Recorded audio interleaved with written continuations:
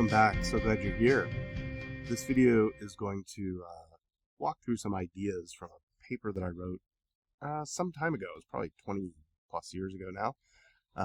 It is a chapter in a book called Philosophy and the Chronicles of Narnia. It was edited by Greg Bassam and Jerry Walls. It's a really nice little book on the philosophy and the Chronicles of Narnia. I think it came out right around the time the first movie came out, the first movie in the Narnia series. I think the first one was better than the others. But this isn't a movie review channel, so for those of you who are fans of the Narnia movies, you can discuss that elsewhere, or maybe leave some comments or whatever you like. So I am not a C.S. Lewis scholar or a scholar of C.S. Lewis's life or works. I'm just a fan, and I'm a fan of the Narnia series. I grew up listening, or reading them myself, and reading them to my kids, thinking about them, and as I developed my work in philosophy, started thinking about how philosophy relates to some of those ideas that Lewis presents in his Narnia series. But I think the main way in which I got interested in this particular paper that is in the book that I just mentioned is because of Lewis's work in his short book called The Abolition of Man. And that work is definitely a work of philosophy. And so as a philosopher and fan of Lewis, I thought, man, I need to think more about how the Abolition of Man connects to the Chronicles of Narnia. So when this opportunity came to contribute to this volume, Philosophy in the Chronicles of Narnia, I thought, I should submit a paper on this. And I'd been thinking about it some time in my classes and in my teaching of the Abolition of Man. So just as a side note, there's also a book that I edited that came out a few years ago, 6 years ago maybe, called Contemporary Perspectives on C.S. Lewis's Abolition of Man. And in that book, also, I didn't contribute any chapters, but the people who did really did a nice job of integrating the Abolition of Man and the Chronicles of Narnia in various ways throughout that particular volume. So if that interests you, that's a book that I edited, and you can check that out. It's on Amazon or wherever you like to buy your books. So this paper, though, the title of it's called The Tao of Narnia, and probably should have maybe called it Natural Law and Narnia. So I think that's what I'm going to call this video, Natural Law and Narnia. So the term Tao, I'm not a scholar of Eastern philosophy, Chinese philosophy at all. Some people say Tao, some people say Tao. I'm from Southern California, so I just say Tao, and if that's wrong, that's my accent there for you. So, when I wrote the title, The Tao of Narnia, I thought that might be a little confusing, because it sounds like what I'm saying is that there's Eastern philosophy or Chinese philosophy in the Chronicles of Narnia. And there's to make that claim is a bit ambiguous, because in one sense, if you just mean by the Tao, the term the Tao, natural law, then the answer is yes. If you mean the Tao as like Narnia is just a series of children's novels that exposit Taoism or Taoism, I think the answer is no. Lewis was not a Taoist in that sense. He was a Christian. But he uses the term Tao, or Tao. Again, forgive my accent. He uses it to refer to the concept of what Christians call natural law. And now, even the term natural law is a bit ambiguous. In fact, here, if you're watching this in the United States, you may know this already. There was a political party called the Natural Law Party, which was, I think they're still active here in this country, but you could look it up. And I remember seeing them on a ballot with like Natural Law Party. Wow, they must be really into Thomas Aquinas. They're not really into Thomas Aquinas. They were into something called transcendental meditation, and they called the natural law something very distantly related to what Lewis calls the Tao. So anyway, I'll leave that as an exercise for you to look up. Maybe I'm sure you can find on YouTube some videos about the Natural Law Party and transcendental meditation. But none of that has anything to do with what I'm calling the Tao of Narnia. So probably better is the Natural Law of Narnia, and by natural law, what I mean is something like the natural law exposited by Aristotle and Aquinas, among others, and C.S. Lewis. Okay, so when I talk about the Tao of Narnia, what I'm not talking about is an Eastern or Western Tao. This isn't Northern or Southern or anything like that. It's what the Chinese call the greatest thing, and every rational being can know it. So for Lewis, in The Abolition of Man, he uses the term Tao, T-A-O, to refer to natural law in the Thomistic sense. And here's a quotation from The Abolition of Man, and this is going to then apply to across various examples or illustrations in the Chronicles of Narnia. This is probably one of these treatments that needs more than just a short 15-page, 20-page paper. Probably a dissertation or a whole book on it could be written. And there probably are some out there, I just might be ignorant of. But in The Abolition of Man, Lewis says this about the Tao. He calls it, quote, the way in which the universe goes on. The way which every man should tread in imitation of that cosmic and supercosmic progression, conforming all activities to that great exemplar. This conception in all its forms. Now, as a philosopher, here's the part that I appreciate. He says there are forms of it that are Platonic, Aristotelian, Stoic, Christian, and Oriental. By Oriental, he means Asian. The term Orient means East, which is weird being on the left coast of this country, because Asia is to the west of us. So I'm in the Orient, depending on where you. Anyway, maybe this isn't as funny as I'm making it out to be, but China would be and Japan would be Occidental to me relative to my position in California, the left coast.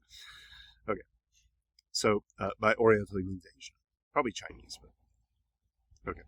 He says, I'll henceforth refer to this for brevity as the Tao.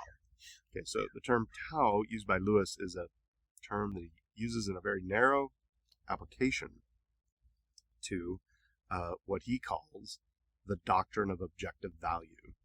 Okay, so now what is that? The doctrine of objective value is this. It's the belief, so it's a belief, it's an idea, that certain attitudes are really true. Now, again, what does he mean by an attitude? Well, probably something like a belief, but you can have an attitude that you might not believe, right? It's a posture of the heart, maybe, an inclination, a tendency to act, possibly, if you want to put belief in terms of dispositions to act. But it might be even an emotional state. It could be something like an ingrained habit, maybe. But I don't know. He just calls it an attitude. It doesn't give a philosophical full description of attitudes. Let me back up. So, what is the Tao? It's the doctrine of objective value. Okay, objective there, he means like really independent, mind independent value. Okay, this is an axiological doctrine.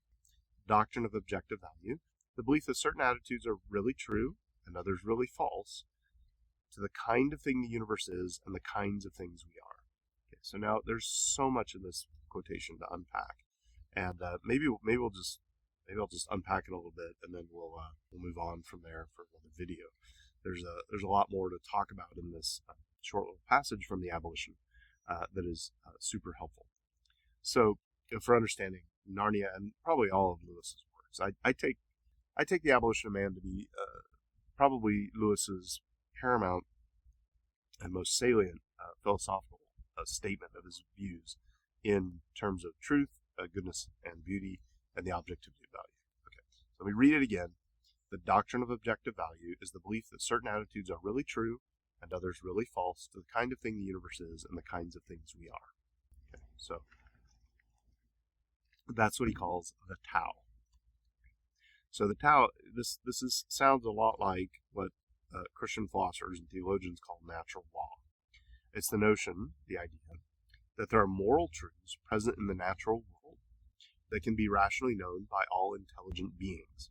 Okay, so now I don't think this is limited to moral truths, because I think he's talking about any kind of value. So I take values to be of two kinds: moral and non-moral.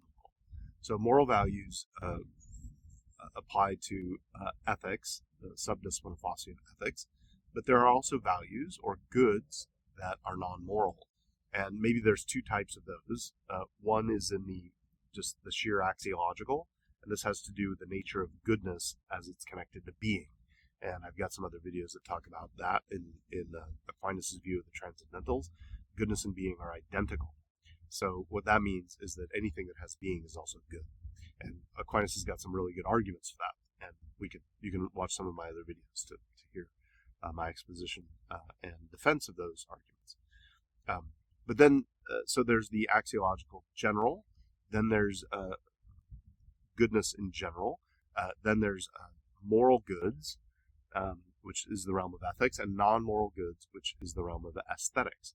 So beauty is a type of value. So value is much broader than just the good. So value, you can split value into good and beauty, the good and the beautiful. That's my view. I don't think that's idiosyncratic. But Lewis is talking about both. So his doctrine of objective value is both an aesthetic doctrine and an ethical doctrine, and a general axiological doctrine. So it applies to good of all sorts, not just moral goods, but also non-moral goods, as well as aesthetics and beauty. Okay. That we might need to sort that out or parse that out a little bit different in another video or in another time. But when it comes to Narnia, Lewis's children's novels, this idea that there are moral truths present in the natural world that we can know, right, and that our beliefs are true or false with respect to. And by true and false there, he means the ordinary common sense notion of the correspondence view. So my view that the stuff in this pool behind me, it consists of H2O, or water, that's either true or false. My belief either matches that reality or it doesn't. So if that stuff over there is just made out of something besides H2O or water, then my belief is false. It doesn't match reality. That's what Lewis means by really true or really false. He's not a coherentist, he's not a pragmatist, he's not a relativist about truth. He's a correspondence theorist.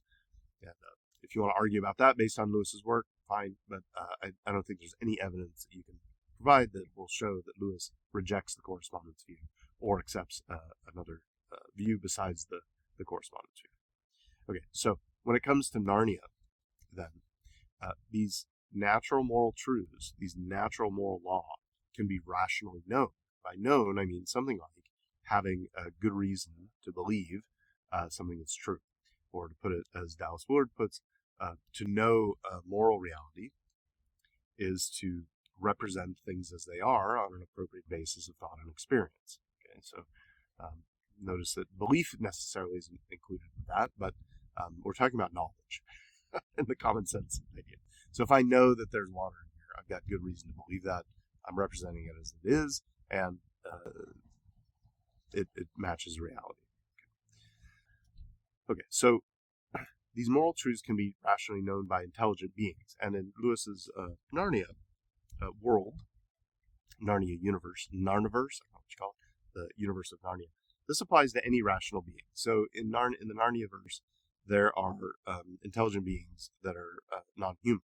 There's human beings, there's also divine beings, there's also things like mythical figures, centaurs, unicorns, flying horses, and talking animals. There's also, I think, a star that shows up once or twice, a real star. So whether or not you want to call these small g gods, I don't know what you want to call them. But so it doesn't matter what kind of rational being you are in Narnia, the natural law will impose on you. It doesn't matter if you live in London, or LA, or Charn, or Merchantland, or Tashbaan, or Cair Paravel.